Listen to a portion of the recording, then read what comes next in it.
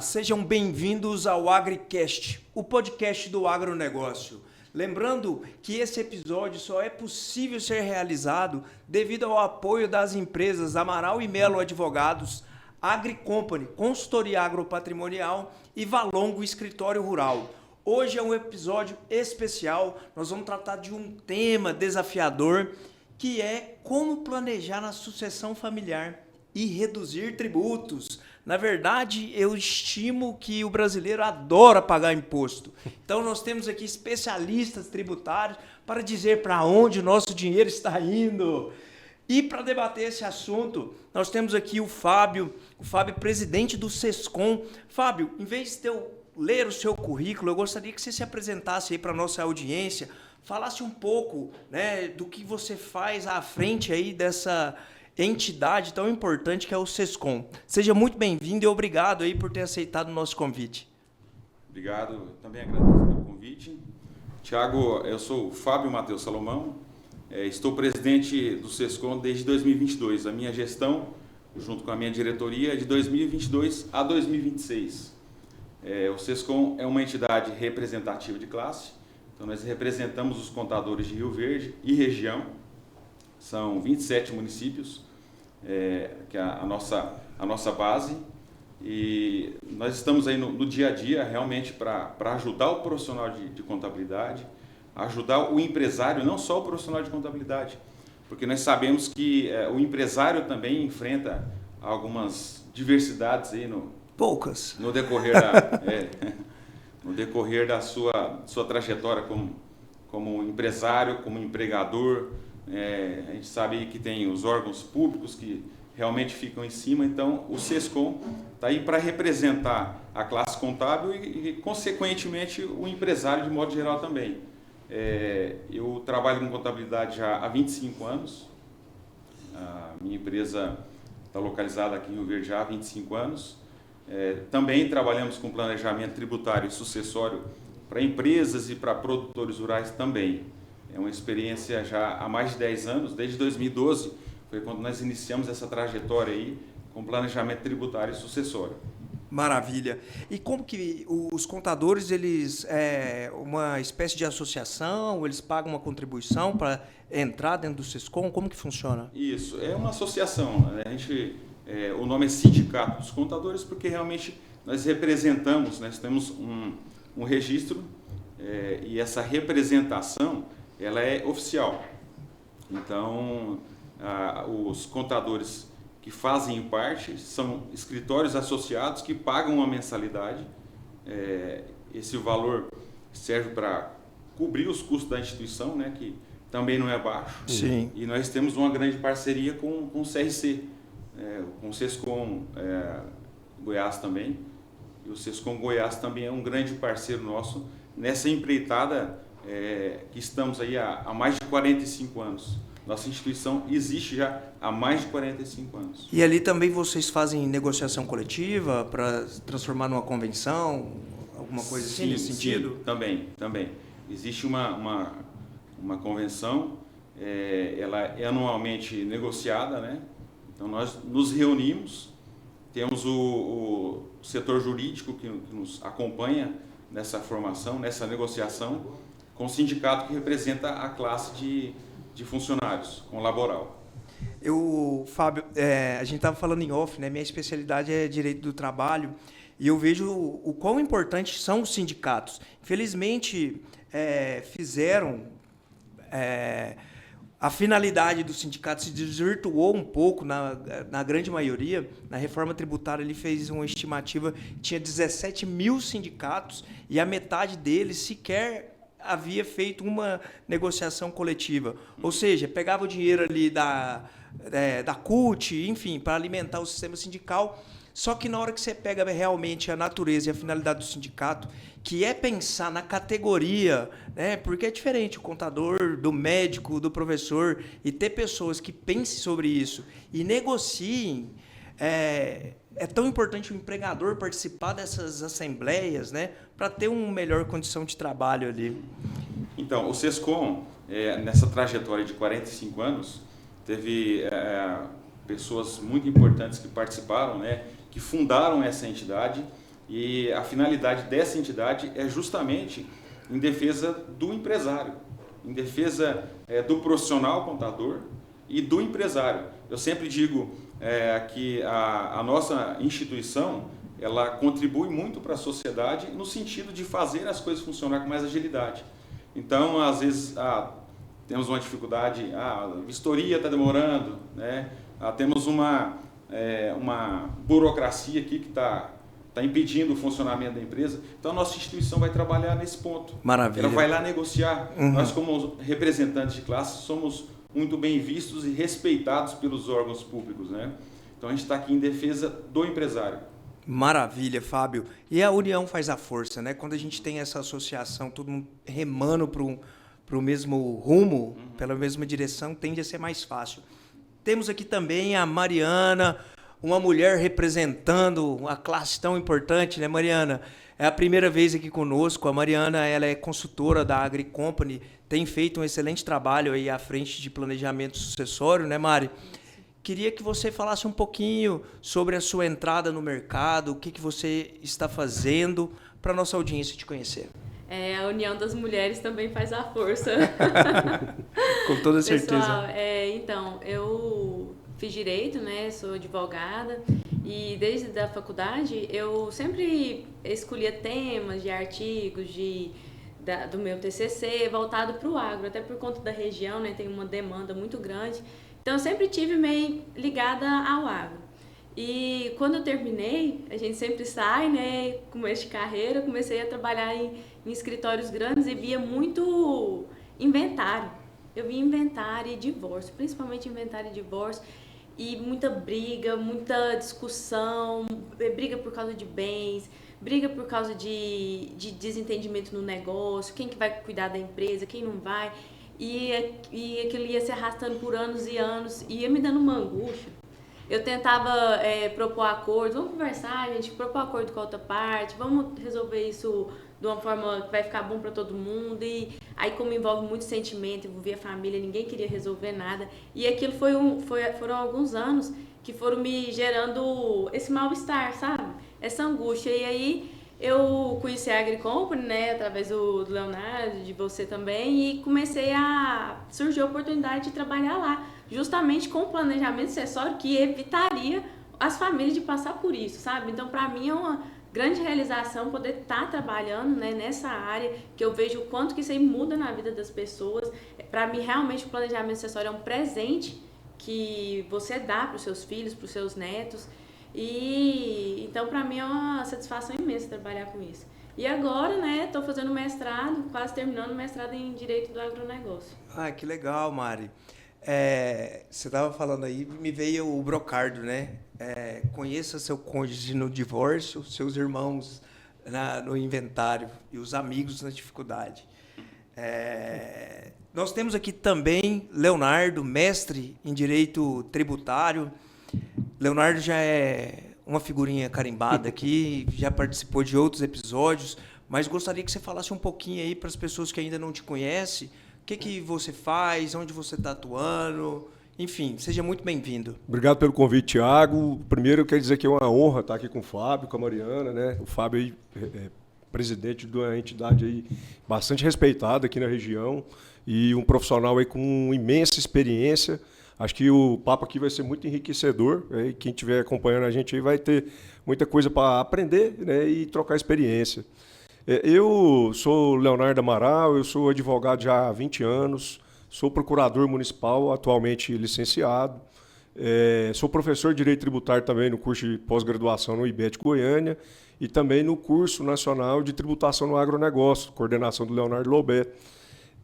Sempre atuei durante esses anos aí como advogado tributarista assessorando o produtor rural. Então, eu já passei por novela de Fundo Rural e essas operações Declara Grão, Declara Agro. Acho muito relevante. É um tema complexo a questão da tributação, nós vamos poder ter espaço para a gente poder falar sobre isso, né? Mas, enfim, eu acho que é um trabalho muito eficiente, social, o podcast aqui, o AgriCast, levar essas informações de uma maneira mais leve, né? Um bate-papo aqui para as pessoas, para realmente terem consciência, né, da complexidade, da importância e da gravidade de não se respeitar essa legislação. Então a gente está aqui com essa missão hoje. Maravilha, Leonardo. E eu começo contigo, então. Me parece que houve uma certa necessidade, uma certa urgência, não sei se é por causa do efeito da pandemia, em fazer esse planejamento sucessório. O que você acha que mudou dos últimos anos, que as famílias estão procurando isso? Bom, assim, primeiro eu quero dizer que esse planejamento sucessório é uma expressão que ela pode ser usada talvez de vários sentidos. Não é? Então, não é uma coisa nova, é um método aí, já tem um tempo. O Fábio mesmo já disse que desde 2012 ele está atuando. Eu, como procurador do município, já tive a oportunidade de acompanhar o início daquela briga da questão do ITBI, Fábio, né, na transferência dos imóveis rurais para a empresa. Eu me lembro uma vez que eu fui fazer um curso com uma consultora muito famosa sobre planejamento familiar, e quando ela ficou sabendo que eu era procurador municipal, ela quase me expulsou da sala. Falou, olha, temos aqui um inimigo dentro do infiltrado. Né? Então, assim, eu já adianto, eu sou, desde o início, quando eu tive a oportunidade de dar parecer jurídico como procurador, eu sempre defendi a tese de que não deve incidir o ITBI nessas integralizações. Né? Já estou adiantando aqui, sou a interpretação pró-contribuinte. Mas, enfim, eu vejo que essa necessidade aí essa organização de transferir o patrimônio em vida, né, primeiro, que ela vem justamente como a Mariana falou no início, aquele sentimento de evitar a briga. Tá? Quem passa por um inventário tem a oportunidade aí que é quase regra que aconteça aí discórdia e esse processo demora aí anos e anos, tá? E inviabilizando a tocar o negócio. Tá? Então, primeira coisa é isso. Segundo, acho que a pandemia realmente trouxe essa sensibilidade, e isso não é um sentimento, estou falando isso aqui com base em indicadores, pesquisas, que indicaram que houve um aumento significativo, né, de doações de bens e também de confecção de testamento. Tá? Então, isso também foi uma evidência. E eu acho que, talvez, né, Fábio e Mariana, uma coisa também que provocou uma busca maior foi a questão da reforma tributária. Eu acho que, para mim, nos últimos 2 anos, isso foi o que realmente impactou muito e chamou a atenção das famílias, porque o receio de se aumentar muito a carga tributária do imposto sobre doação e herança provocou essa corrida. Né? E acho que um governo aí que a gente é perceptível a intenção de aumentar essa carga tributária em defesa que os países da Europa cobram um percentual muito mais alto do que o Brasil. Mas nós sabemos que a tributação lá é diferente. Nós pagamos muito sobre o consumo, ao contrário dos países da Europa. Então, isso vem para penalizar ainda mais o contribuinte brasileiro, nos penalizar. E eu acho que isso acaba, daqui a pouco, ficando injusto para todos nós. Então, a nossa defesa realmente é sempre nesse sentido. Né? O Fábio, você matou a pau. Realmente, é visível, né, o nosso presidente, em campanha, quando ele era candidato, ele, em vários palanques aí, né, ele deixou claro, ele falou, olha, o super rico, né, ele tem essa expressão, olha, o super rico aqui no Brasil, ele não paga muito tributo, ele paga pouco, comparando com países aí desenvolvidos. E aí, como bem o Fábio falou, olha, uma coisa é você cobrar uma alíquota de 40% sobre a transferência de patrimônio lá nos Estados Unidos, porém, quando você vai olhar, põe uma lente na legislação lá dos Estados Unidos, há uma isenção muito alta. Então, um patrimônio de 10 milhões, por exemplo, de dólares, lá não vai pagar o imposto. Agora, aqui, a isenção, a maioria das isenções aqui é de que 10 mil, 20 mil reais. Então, você alcança um número muito maior do patrimônio. E sem contar que, como o Fábio falou, a tributação sobre o consumo aqui no Brasil é a maior do mundo. E a gente está vendo isso com a alíquota padrão que a reforma tributária está trazendo, 28%. Então, na hora que você soma tudo isso, realmente é revoltante. É por isso que o brasileiro tem ojeriza de pagar tributo. Porque ele paga muito, só que a sensação de receber de volta é quase zero. Né? Eu acho que esse que o Leonardo falou é um dos motivos principais do produtor rural estar agora procurando o planejamento sucessório. É porque ele está percebendo que ele vai ter que pagar e vai ser dinheiro jogado fora. Ele vai perder tudo que ele ficou anos e anos construindo para jogar fora, jogar realmente no lixo. E ninguém quer fazer isso com um patrimônio, ainda mais quando se fala de terra, que é onde você coloca o seu suor, anos da família, com aquela fazenda, naquele lugar, sabe? Então, esse receio de ter que pagar, de ter que vender para pagar em tributos, ele é um dos fatores principais para os produtores estarem indo atrás do planejamento. E é surreal a alta carga tributária, e você vê que o Estado ele não produz riqueza, mas consome muito alto o custo para manter congresso, presidente. E o que ele faz? Vai na iniciativa privada, cria taxa, quer taxar o Pix, quer inventar não sei o quê. E a gente fica realmente assustado, porque é tributo em tudo, né? Circulação de bens, você vai... Cara, eu conquistei uma terra, eu morri, eu tenho que pagar tributo. E aí tem ainda, ventilando hipóteses, sobretudo nesse tipo de governo, que esse viés da esquerda, que taxar 80% para transmitir. Tem gente que fala que nem tinha direito, né? Se o cara morrer, a terra tem que ir para o Estado. Então, assim, são absurdos que a gente lutou muito para conquistar, né? Que é o direito à propriedade, tudo isso. E se a gente ficar inerte, isso pode acontecer. Então, assim, eu acho que, por isso que SESCOM, essas entidades que buscam essa associação, precisa lutar. A gente não pode ficar calado vendo isso acontecer, né? E o pior, Thiago, isso desmotiva qualquer cidadão a daqui a pouco a trabalhar, a ser empregador, Exatamente. a ser empresário, a ser produtor rural, a conquistar patrimônio.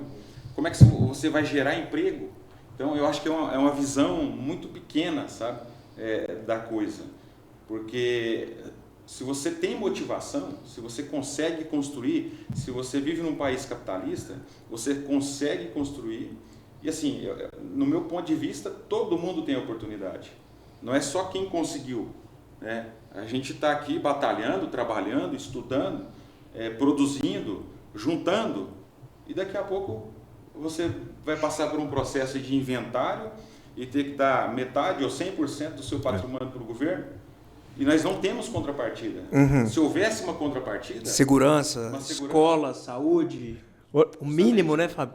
Justamente, o mínimo. Nós não temos. Esse desestímulo, né, o desincentivo, chama atenção, por exemplo, nos Estados Unidos, vamos falar, a geração mais nova, a juventude lá, ela não está tão interessada em explorar a atividade rural mais. Primeiro porque é um negócio de alto risco. Segundo porque os outros setores estão pagando melhor. Então, assim, além do risco, a rentabilidade da atividade não é lá essas coisas. E o que está acontecendo, então? Os exploradores, os produtores lá, estão envelhecendo, não tem uma perspectiva de continuidade. E o que isso vai impactar no futuro ali? Veja bem, se não tiver gente querendo tocar a atividade rural, você não vai ter produção. E você vai faltar o quê?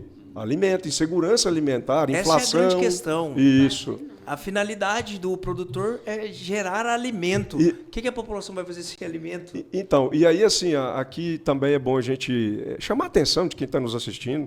O produtor, no Brasil, ele tem uma imagem, a maioria das pessoas e políticos, uma imagem negativa do produtor, né? Ele é visto como um vilão que está explorando, né? Que está aí destruindo o meio ambiente. A gente precisa mudar um pouquinho essa visão, né? Não é que o produtor ele tem que ser considerado um herói, mas ele tem que ser visto ali também como uma pessoa que realmente ele está exercendo uma atividade que também não depende só da habilidade dele, né? Além de todos os fatores de risco de qualquer atividade econômica, ele sofre essas questões climáticas, né? Ele não põe preço. Nós estamos no sofrendo produto isso agora. dele. Olha para você ver, ele não põe preço. Quando eu aumento o custo por meio de tributo da atividade, ele não consegue passar isso para frente.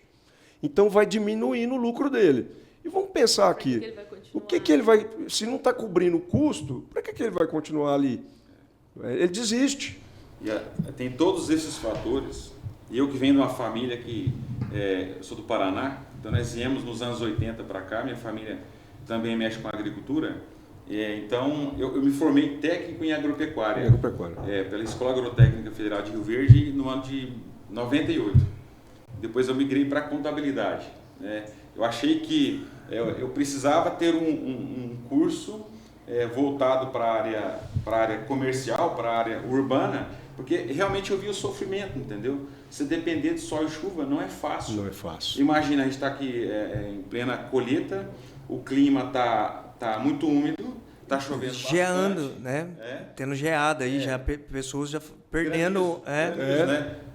Infelizmente, o produtor perdeu uma área considerável com granizo. Então, assim, é aquilo que realmente ele disse. Só pode contar com aquela produção quando o produto está armazenado. No armazém. Essa fala dele para mim foi impactante. Foi impactante. Realmente. Não, e uma coisa interessante que eu vejo, né, e por isso que é a importância de canais assim independentes, né, que a gente pode falar as coisas abertamente e o que a gente presencia. Por exemplo, você pega um produtor, é o único proprietário que, por exemplo, em Goiás, precisa deixar 20% para reserva legal. Cara, o cara tem uma fazenda e 20% ele não pode explorar para preservar o meio ambiente. Por que não faz isso na zona urbana? Vou fazer um edifício. Então você deixa 20% ali para preservar o meio ambiente. E quando, na verdade, não é a zona rural que afeta o meio ambiente, e sim a zona urbana. Você pega córregos, tudo ele isso. Tem que manter os 20%. E tem que manter os 20%. E se a gente vai para outros biomas, né? Por exemplo, na Amazônia ali, é 80%. Então, assim, cara, isso precisa ser muito explicado e desmistificado, que o produtor não é esse vilão. E nesse assunto ainda sobre o planejamento sucessório, Fábio, o que você vê que ele impacta em questão tributária o orçamento, na finança do produtor? O que você acha que mais impacta ali? Eu acho que esse trabalho que nós estamos realizando, né, de uns anos para cá, não só nós, né, e o produtor está investindo em planejamento sucessório, ele é muito importante porque tem a parte emocional, né, a gente sabe que um desgaste emocional não é fácil, às vezes a família está passando por um momento de dor e tem que começar a discutir sobre o patrimônio, como é que vai ficar. Ele vai ficar caro, tem que contratar advogado, eu tenho que pagar as taxas cartoriais que iam no O advogado é o mais barato. O advogado é mais barato. Merecidamente bem pago os honorários, porque é trabalhoso. É trabalhoso. É trabalhoso. A gente sabe que é um trabalho árduo também, sabe? Enfrentar a burocracia e assim, super merecido, né? Mas é um custo. É um custo. É custo, alto, é custo. É um custo claro. alto. E as taxas cartoriais, Goiás é um dos estados que maior valor de taxas cartoriais. E vamos pegar agora com essa reforma tributária, se isso realmente se efetivar, dobrar praticamente o custo com o ITCD, vai ficar ainda mais alto. Hoje já se fala em 20% do patrimônio como custo para passar por um processo normal de inventário. Se isso aumentar, se a alíquota for para 16%, vai para ou 20%, ou 30%, imagina daqui a pouco 50% do patrimônio vai estar comprometido para a realização de um processo de inventário. E nós sabemos que hoje isso pode ser evitado, né, de uma maneira planejada. De maneira planejada você evita o custo tão alto com os impostos, com os honorários advocatícios, com as taxas cartoriais. Também a parte emocional, eu acho que assim, sempre quando o pai e a mãe, a parte hierárquica está ali presente, é mais fácil de você tratar. Com certeza. Mantém a união, né? Você falou tudo, Fábio. Porque assim, o pai e a mãe estão ali para administrar. A figura dele ali traz respeito ali, né? Respeito, justamente. Então, às vezes, a hora de pôr o dedo na ferida é justamente quando o pai e a mãe estão ali para ajudar, para apaziguar a situação. Espera aí, filho, né? Vamos ver quem que vai administrar o negócio. Quem vai administrar o negócio é quem já tem experiência. Quem está aqui dentro, ele tem que ser remunerado por isso, né? Porque ele está abrindo mão de uma outra profissão, né? Nós sabemos bem que isso tem, às vezes a família é grande. Comum, né, filhos, acontecer. É comum. Então é justo que ele receba uma remuneração para estar administrando isso aqui, ele vai fazer uma prestação de contas. Então, de uma maneira planejada, é muito mais barato. eu calculo que hoje se gasta em torno de 1% para fazer de maneira planejada, contra 20% do patrimônio. Então, a família construiu, o pai e a mãe construiu um patrimônio que demorou a vida toda para construir aquilo. Não é justo com ele mesmo deixar o negócio desorganizado, sabe? Daqui a pouco falta, aí tem que vender uma parte do patrimônio para arcar com essa despesa. Então, de uma maneira planejada, nós conseguimos organizar. Hoje tem profissionais, né, nós somos profissionais dessa área e a gente consegue fazer isso de uma maneira preventiva que vai trazer inúmeros benefícios para a família. O Fábio tem toda a razão e a gente vê isso no dia a dia, né? Quando você não faz nada, você não faz o planejamento, a inércia ela tem um preço, uma consequência, né? E o que é mais comum de acontecer é a briga entre os integrantes, né? Discórdia, e além disso também você não capacita as pessoas ali para tocar o negócio. Porque uma coisa é você enxergar o patrimônio. Quando a gente está falando de produtor rural, fazenda. E quem é que está preparado para continuar o negócio? Quando você não faz o planejamento, tem o falecimento do pai ou da mãe, primeiro você está vivendo ali um dos momentos mais tristes, né, que a gente pode viver. A perda de um ente muito querido, que era o que pai. aquela figura. Então você já tem aquela sensação, né, terrível. E aí é um momento que você tem que tomar inúmeras decisões. E se você não tiver preparo, né, para continuar, se você não tiver também um preparo financeiro para custear essas despesas, você torna, vamos falar assim, quase insuportável a continuidade, né, da atividade. E aí a gente vê decisões no desespero, ter que vender parte do patrimônio, um pedaço da fazenda ali para o vizinho, né, geralmente que assim. sabe que está vendendo ali pela necessidade de pagar um imposto para o Estado, paga um valor mais baixo. Né? Então, o planejamento, como o Fábio disse, ele é muito importante. A figura do pai e da mãe ali, expondo a vontade, conduzindo essas decisões junto com os filhos, torna muito eficiente e, vamos falar assim, quase impossível de dar briga ali depois, o conflito. A gente viu muito, alguns casos, na verdade, na pandemia, né, o falecimento do patriarca, jovem, 50 e poucos anos, faleceu de maneira abrupta, deixou terra para os filhos, só que não tinha um sucessor, né, um cara preparado, e não tem liquidez para pagar ali de imediato, né, 8%. Então, como que esse cara, até destravar, se o cara vai ter dinheiro para conseguir manter a safra, isso é muito complicado. E quando eu faço uma analogia com planejamento sucessório, com autoconhecimento, separar um pouquinho, olhar para dentro e falar, cara, quais são os meus defeitos, o que eu preciso melhorar? E o planejamento sucessório é isso, separar e olhar para dentro. Eu sei que eu vou morrer, é a única certeza que a gente sabe. Ninguém quer falar sobre isso. Mas ninguém quer falar, é dor. E talvez a Mariana, ela quer fazer, minha filha quer fazer medicina e tá tudo certo. Mas quem? O Fábio que vai tomar conta? Então vamos fazer uma estrutura aqui de governança, vamos definir prolabores, vamos tratar a terra, a fazenda, como uma empresa, né? Sim. Como ela deve ser vista. E essa parte ela é importantíssima. A gente entra a questão mais burocrática, né? Os profissionais que estão ali envolvidos na realização desse projeto. O que é? Eu vejo a importância de você ter aí um conjunto de profissionais. Né? Não é um trabalho só de uma mão só o advogado ou só um contador.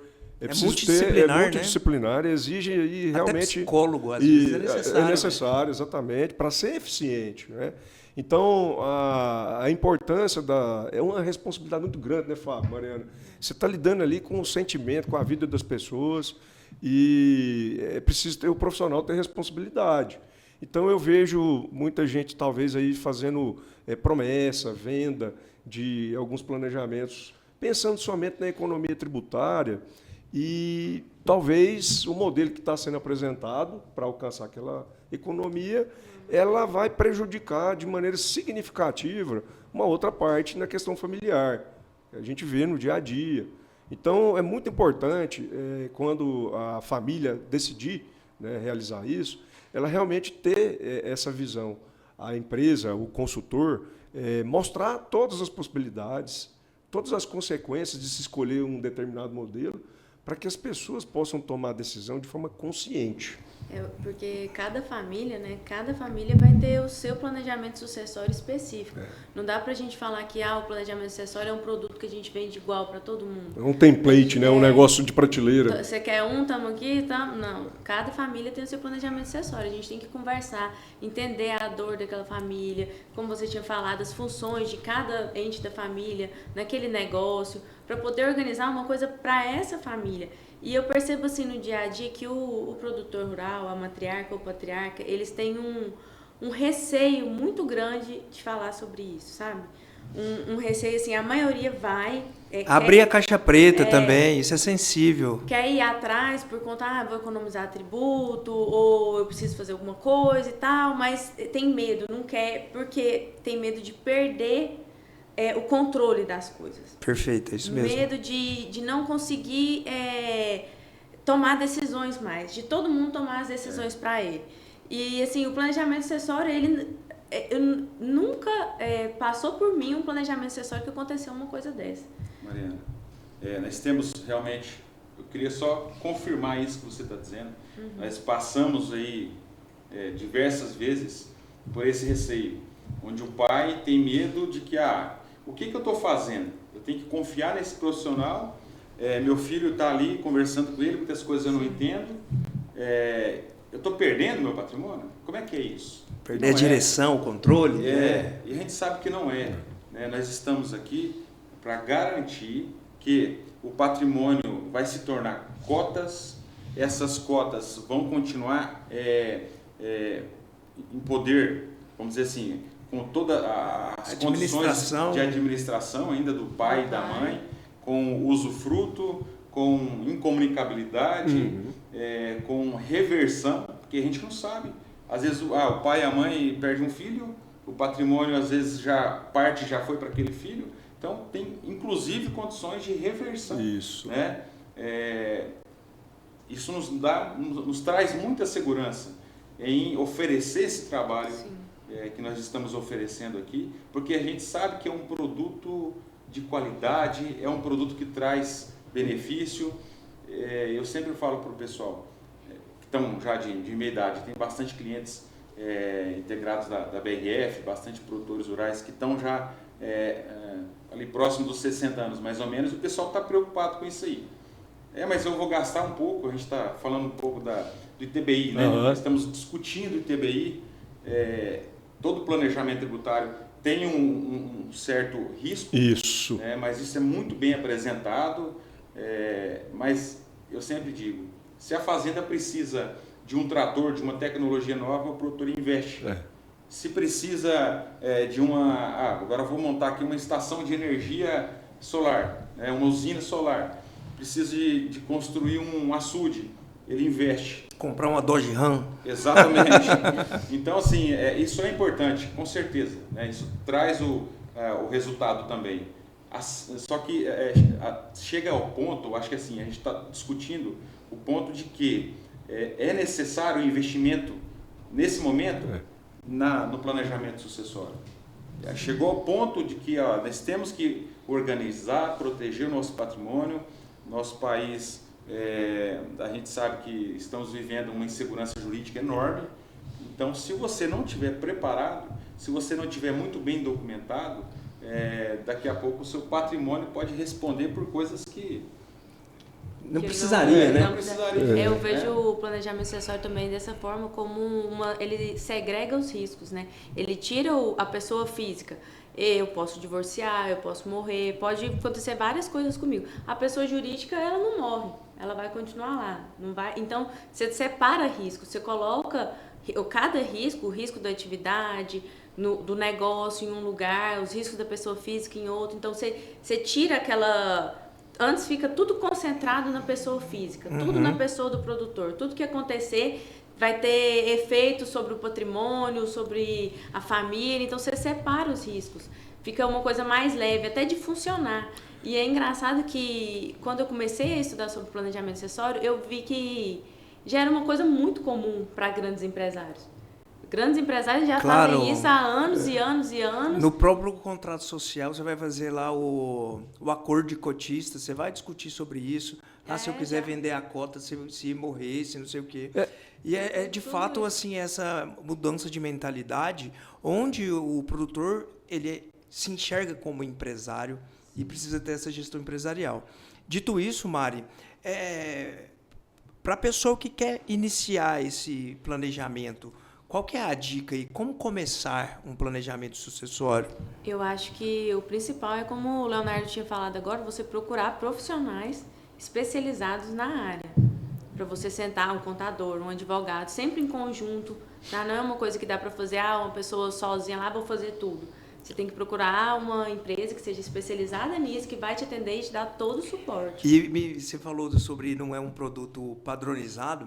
A gente sabe que teve pessoas vendendo como padronizado e passa o tempo, dá problema. O cara acha que é só fazer o ato constitutivo ali. Porque né? o que eu vejo é o planejamento, o erro, o problema não vai surgir ali no momento que é feito e entregue, né? Anos depois. E um dos maiores problemas que pode acontecer são os riscos fiscais, né, Fábio? Eu vou dar um exemplo. Eu não sei vocês, mas eu vejo o planejamento composto por duas fases. A primeira outra coisa que a gente precisa também definir. Planejamento sucessório não é só a empresa familiar, tem outros, né, mecanismos. Mas a gente está focando aqui na questão de hold, mais conhecido como hold, né? Então, assim, o que você faz no primeiro momento? Você vai transferir as fazendas para uma pessoa jurídica composta ali, então, pelos filhos e os pais, né? Essa primeira fase, o que eu vejo, tem muita gente que para por aqui. E ainda fala que isso é um planejamento sucessório. Ok, ele não é um planejamento completo. Por quê? Se os pais falecerem, que são os titulares dessas cotas, obrigatoriamente vai ter que ser inventariado essas cotas. Nós vamos ter que fazer um inventário. Facilita muito esse inventário. Você já não vai ter uma chance de brigar o filho que é a sede da fazenda, o filho que é outra fazenda. Essa é a grande questão. Porque cota é igual para todo mundo, né, Fábio? Sim. Mariana? Então, essa primeira fase ajuda bastante. Só para a gente exemplificar essa questão. O pai faleceu. Eu tenho uma terra que é chapadão e eu tenho uma terra que é mista. Você vai ficar com a mista? Ninguém quer. Ninguém quer. Vira briga. Vira então, briga. assim, Eu trabalhei um pouco mais. E começa. Eu quero a melhor parte, entendeu? Aí o outro não reconhece, aí vem a parte emocional que pesa. Não, aí Aí a figura do pai e da mãe não está aí ali. Você sabe onde que entra a briga? Os agregados. Que é os genros, Isso, as e noras. é natural. A mulher fica lá no pé, você vai aceitar, seu irmão tá ganhando. não É sei o quê, natural, não, é. não. Aí Mas, já era. então, assim, essa primeira fase ela ajuda muito a evitar isso. Aí vamos lá, a segunda fase. E aqui é que eu acho que tem uma complexidade. Atualmente, hoje, ganhou uma complexidade. Por quê? Porque nós temos várias estratégias de fazer a transferência dessas cotas, né? Eu já vi cada coisa. Então, assim, é preciso que o profissional alerte, então, os familiares, né, os patrimonialistas ali, dos riscos de cada uma dessas estratégias. Dá um exemplo do que você viu aí. Um exemplo é que algo comum que acontecer muito, né? Venda da cota, o pai vendendo para o filho, pelo valor nominal, que é o quê? O valor histórico da fazenda, lá do R$1 imposto de uma renda. cota. Você tem uma fazenda lá que vale 50 milhões, só que pelo fato da legislação do imposto de renda permitir e a valorização do mercado, vamos falar assim, aumentando muito o preço dessas terras, aquele valor ficou muito defasado. Sim. Então há uma diferença gigantesca. Eu, quando eu vou vender as cotas, eu faço a venda de cota pelo valor histórico. No passado, isso deu certo.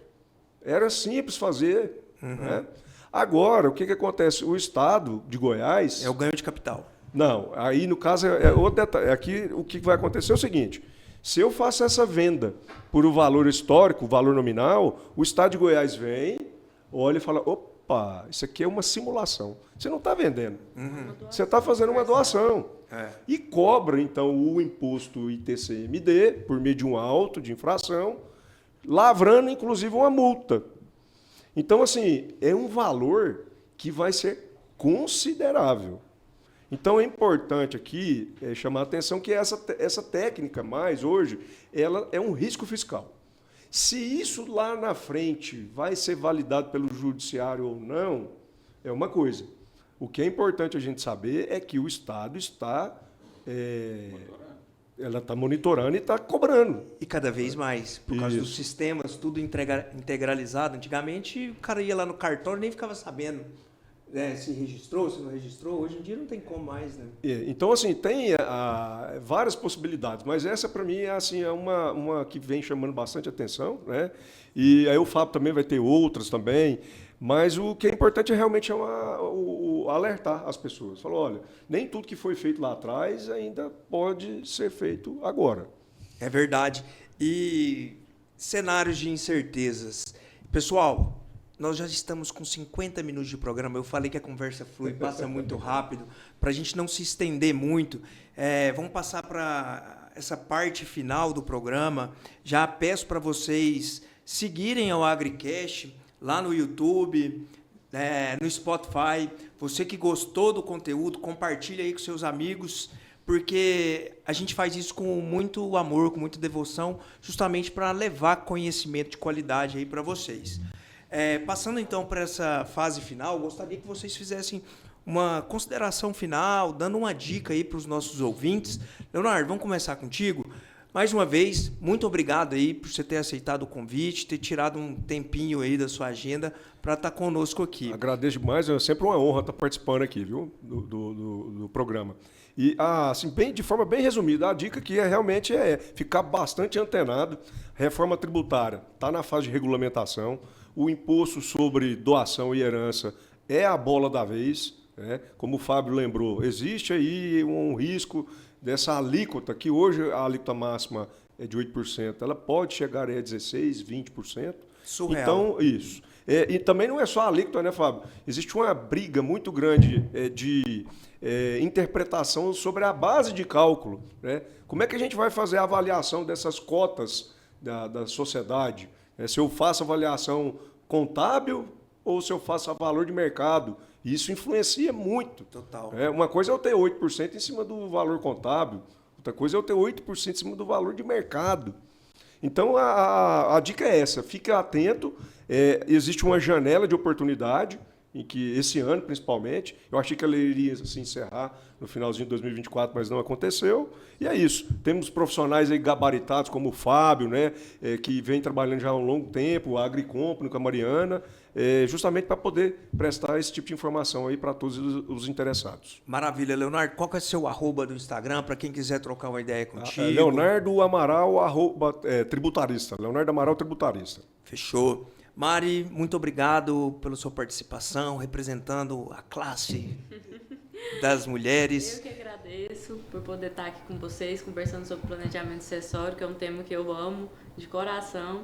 E se eu puder também dar uma dica voltada para as mulheres e para os filhos não deixe para depois, não deixe para procurar o planejamento sucessório na última hora, quando já tiver com parentes doentes ou mais idosos, entendeu? Quanto antes, às vezes você tem mais tempo do que seu esposo, procura um profissional, conversa com ele, troca uma ideia, porque isso faz total diferença, não só para depois do falecimento, na gestão mesmo do negócio. Na convivência familiar vira outra coisa, fica mais leve, as coisas ficam mais organizadas. Então essa é a minha dica. Muito bom. É verdade. Fábio, nosso convidado de honra aqui, nós vamos te presentear com um boné da AgriCompany, ilustrando aí a nossa gratidão por você ter aceitado o convite. Mais uma vez, né, te agradeço aí por ter aceitado o convite. A gente sabe da correria e dar uma pausa para contribuir aí com o nosso programa. A gente fica muito honrado com a sua presença. Também agradeço, Thiago, agradeço ter passado por essa experiência com vocês aqui. Não conhecia pessoalmente nenhum dos três. A Mariana, inclusive, eu já até falei com ela por telefone. Nosso escritório já fez contato. Ela foi educada também. com você? Muito. Sempre educada, sempre simpática. Já atendeu cliente nosso também. Que maravilha. Com muita perfeição. Então, gostei muito. Obrigado pelo convite. Tá? Sempre que quiserem me convidar, estou à disposição. Estou aqui como representante do Sescom Sudoeste, como representante dos contadores, dos empresários. E também, né, para dizer que eu também trabalho, também atuo nessa área. Isso. E que nós compartilhamos dessas informações da importância do planejamento tributário. É o tema do podcast de hoje, né? Sim. Então, reforço que realmente é muito válido essa procura de profissionais. E eu acho que não só do produtor rural, mas também o empresário. Né? A gente sabe que tem empresários que têm patrimônio aí na cidade, nosso município. Graças a Deus, estamos numa área, né, privilegiada. Então, também é válido para empresários, também serve também para empresários. O trabalho é semelhante, não é igual, mas é semelhante. E a gente consegue também atender a classe empresária. É verdade, Fábio. Muito obrigado a todos vocês. Pessoal, esse foi o AgriCast, o podcast do agronegócio. Ele só é realizado devido ao apoio das empresas Amaral e Melo Advogados, AgriCompany, consultoria agropatrimonial e Valongo Escritório Rural. Mais uma vez, se você curtiu das informações que aqui foram compartilhadas, clique lá no botãozinho e inscreva no nosso canal no YouTube e no Spotify. Valeu, abraço!